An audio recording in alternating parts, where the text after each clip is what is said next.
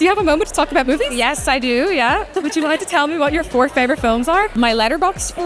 Your Letterboxd 4. Okay, so I have Silence of the Lambs. I love it. It's just like a very tightly wound thriller and it's beautifully shot and the performances are amazing. So I always rewatch that a million times. I have Cat People in there, Val Lewton Cat People, because I'm working on a movie that has shape-shifting cat people in it. It has the first ever jump scare on screen, 1942. What a great fun fact. Yeah, there you go. Mulholland Drive. I was watching TV really late one night when I was at home on my own and I was 15 and it was on Film 4 really late and I just kept watching it because I was like, what is this? I didn't really have any point of reference of what David Lynch was, what this movie was, and I was just like, this is the best film I've ever seen in my entire life. And then I became obsessed with David Lynch and I watched all his movies and I just became a lifelong fan, and it's the most dreamlike hypnotic movie I think ever made and I love it so much. Let the Right One In, story about childhood and being an outsider and also really scary but also really emotional, and that was the first film I ever saw in a cinema on my own, so I think it stands out in my mind. But it was the kind of movie I want to make where it's